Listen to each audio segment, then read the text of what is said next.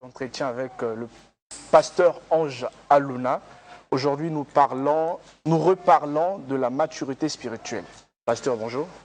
Bonjour, monsieur le journaliste. Ce sont vos mots, même si je ne les cite pas in extenso.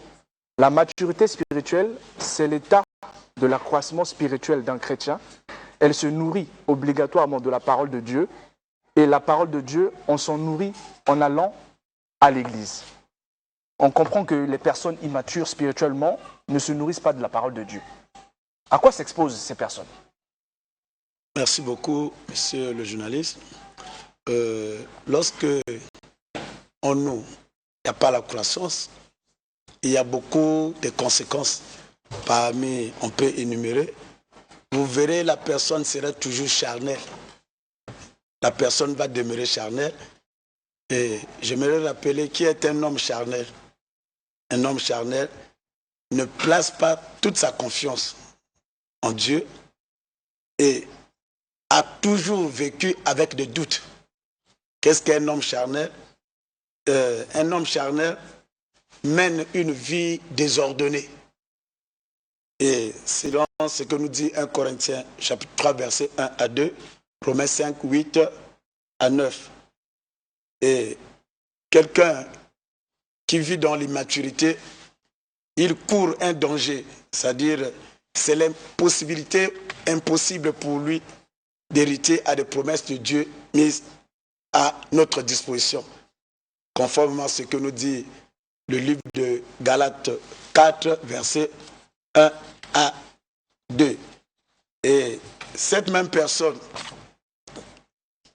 qui vit dans l'immaturité, selon Luc 13, versets 6 à 9 et Jean 15, 2, et nous serons retranchés parce qu'on ne porte pas de fruits.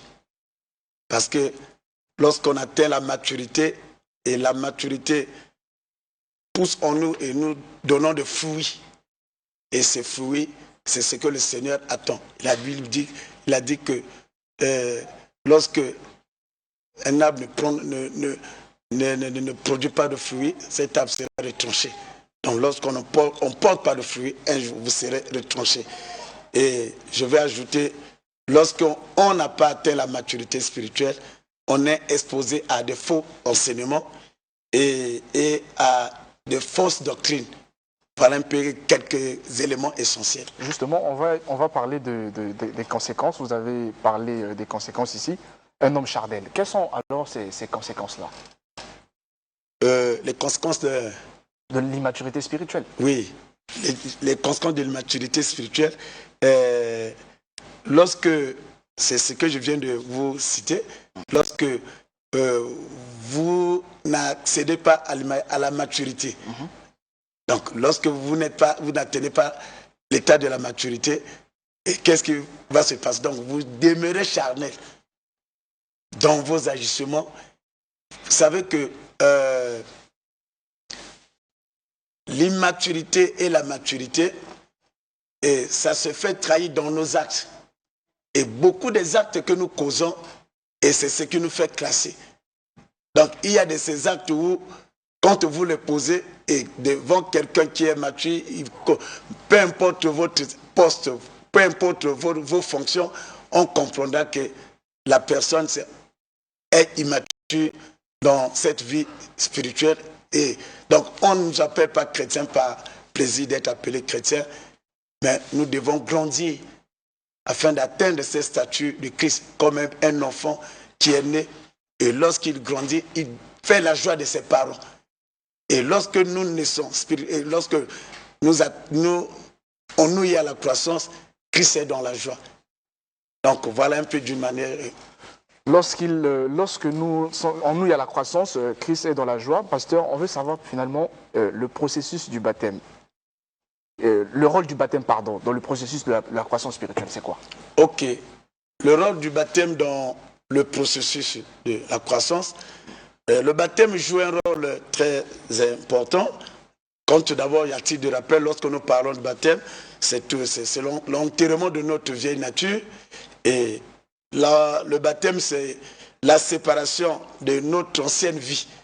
Et quand on parle de baptême également, c'est une déclaration de victoire que Christ a eu devant l'ennemi. Alors, le baptême nous permet de naître d'esprit. Donc, lorsque nous recevons le baptême, nous sommes nés de nouveau. Et nés de nouveau, nés d'esprit. Alors, on ne peut pas parler de la croissance spirituelle sans qu'il y ait une naissance d'esprit. Donc, c'est là où il y a beaucoup de gens qui ont eu à tricher leur conversion. Et en trichant la conversion, c'est impossible de parler de la croissance. Vous allez à l'église chaque jour, vous chantez, vous êtes dans les jeûnes, dans les retraites, mais lorsqu'on voit, là j'ai vu le pasteur aborder cette question, quelqu'un qui a rencontré Christ qui ne change pas. Quelqu'un qui a rencontré Christ, quand vous le voyez, mais c'est un païen, un gros païen. Donc il y a un problème.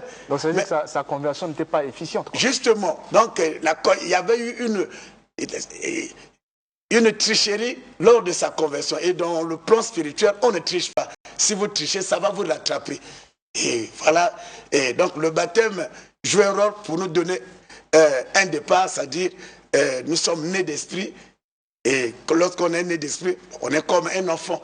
Et maintenant, après le baptême, et le processus commence. Parce que nous avons le baptême d'eau, et le baptême d'eau, c'est Christ que tu as reçu comme Seigneur et Sauveur, et on te fait plonger dans l'eau, et tu ressembles à Christ qui est mort, et lorsque tu sors, tu ressembles à ce Christ-là ressuscité. Et on parle de la nouvelle naissance. Maintenant, après, le long de ton parcours, et vous allez recevoir aussi le baptême d'esprit, le baptême du Saint-Esprit. Et lorsque vous recevez ce baptême, alors vous recevez les dons, vous recevez sa puissance. Et ça nous permet, puisque pour lire même la Bible, il faut avoir même l'esprit de la fidélité. Mais cet esprit, la Bible nous parle, le Saint-Esprit nous donne ses vertus. C'est-à-dire nous avons le caractère de Christ. Mais si on n'a pas été baptisé par le Saint-Esprit, alors c'est difficile de connaître cette croissance. Parce que pour se laisser conduire par le Saint-Esprit, vous devez en avoir. Bon, à ce moment-là, donc ceux qu'on baptise à fleur d'âge, le baptême là est nul. Oui, merci monsieur le journaliste. Vraiment ça c'est de l'hécatombe. Parce que lorsque vous donnez un baptême à un bébé, d'abord dans ce processus, nous devons nous repentir. Ben, il se repent dès le bas âge. Il se repent. Quand on parle de la repentance, c'est quelqu'un qui se détourne du mal. Est-ce qu'un bébé, le bébé a un esprit de discernement? Est-ce que le bébé discerne le bien, le mal? Mais si vous c'est une question. Ok. Donc, il y a la repentance. Et après, on s'engage à recevoir Christ comme Seigneur et Sauveur. Vous allez me dire, le bébé qui fait bla bla bla bla. Maintenant, il recevra Christ comment? C'est seul. Tu as le parent qui comprend son langage. Quand il dit je reçois Christ comme le bla bla là, c'est de la bouillabaisse. Non, mais peut-être l'enfant est conçu dans l'iniquité. On veut consacrer justement cet enfant pour effacer le péché des parents, peut-être. Quand on parle c'est-à-dire effacer le péché, c'est quoi? La Bible est claire. Quand on parle de la repentance, c'est se détourner du mal.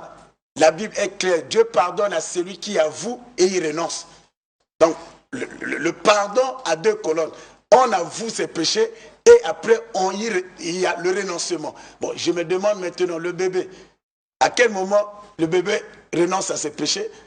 À quel moment le bébé demande pardon? D'abord, quand il est bébé, dans le processus, dans la vie chrétienne, il est sous la protection de ses parents. Donc vous voyez, donc c'est à travers des parents que le bébé est sous cette protection du parapluie des parents. Donc parler du baptême d'un enfant, d'un bébé, vraiment c'est catastrophique.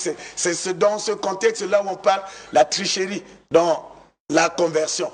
Là, au moment qu'on veut faire face à Dieu, mais on saute des étapes et du coup, il y a des conséquences. Il y a des moments où c'est une personne où oui, je prends la décision d'abandonner le mal, mais vous ne vous en sortez pas malgré vos gènes et ainsi de suite, parce que dans votre conversion, vous avez triché. Vous avez triché dans votre conversion. À ce moment, pasteur, comment reconnaître une personne spirituellement mature? Merci. La maturité a ses signes.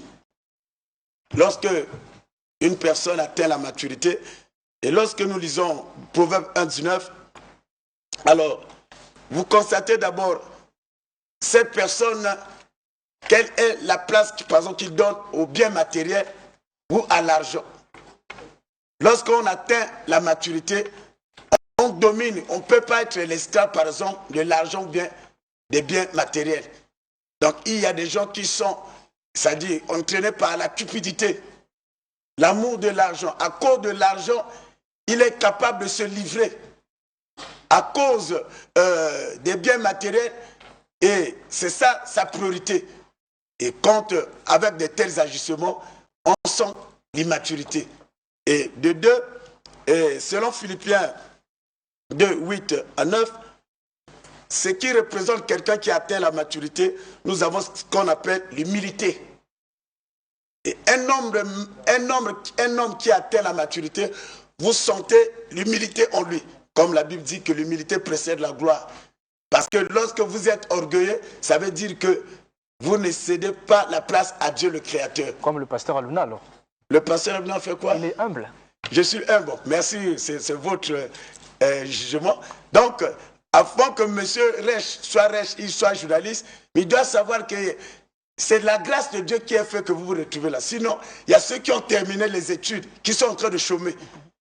Donc, le fait que vous soyez journaliste, ne faites pas de ça comme si vous êtes le tout dernier journaliste. Sans vous, la télévision congolaise ne pourrait même pas fonctionner.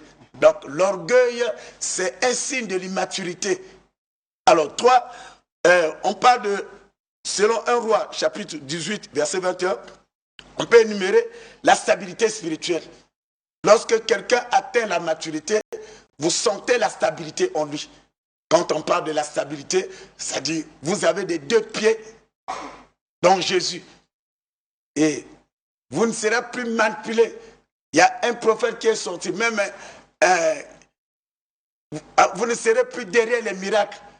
La maturité, vous n'avez pas un pied à l'église, l'autre pied chez les féticheurs. Donc, tout ce qui est vous arrive et vous vous confiez totalement à Christ. Qu'il pleut, qu'il neige, que je sois malade, pas Christ va me guérir. Aussi longtemps que cette guérison est en train de retarder, mais je sais que je ne mourrai pas, mais Christ va me sauver, et ainsi de suite. Donc, la stabilité spirituelle. On peut également énumérer la soumission aux autorités établies. Lorsqu'on a la maturité, même au sein de l'Église, il y a la notion des aînés. Il y a la notion on a eu à évoquer, la notion des pères. Avant que je ne sois pasteur, il y a eu des pasteurs avant moi. Et je dois les respecter.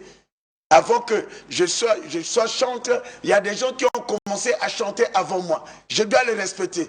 Et lorsqu'on rentre dans les églises, c'est les choses que nous ne voyons pas. Malgré 10 ans d'existence, j'ai commencé avant moi. Et cette église, c'est nous qui avons commencé. Mais ce n'est pas le problème de commencer. Jésus veut que nous soyons matures. Donc c'est très primordial. Jésus veut que nous soyons matures. Pasteur, nous sommes à la fin de notre entretien. Peut-être un dernier mot comme conclusion. Merci. Le dernier mot comme conclusion, comme nous avons su le dire, bien-aimé, toi qui me suis, il faut qu'il y ait une nouvelle naissance spirituelle pour parler de la maturité spirituelle. Et pour qu'il y ait une nouvelle naissance spirituelle, réponds-toi. Jésus qui te le dit ce matin. 2, j'aimerais que tu puisses recevoir Christ dans ta vie comme Seigneur et Sauveur ce matin. Et j'aimerais que tu puisses me faire cette petite prière. Dis avec moi, Seigneur Jésus, je te reçois dans ma vie comme Seigneur et Sauveur personnel. À partir de ce matin, je dis non aux anciens maîtres que j'ai eu à servir et je m'attache à toi dans tout mon être au nom de Jésus-Christ. Amen. Que Dieu vous bénisse. Amen. Pasteur, rapidement, les coordonnées de l'église ou l'adresse? Les coordonnées de l'église, je suis au 00242 603 663 71 52 00242 663 71 52 et l'église se trouve au quartier communément appelé quartier général à Douai Dès que vous arrivez au viaduc, vous dépassez la police à quelques 30 mètres.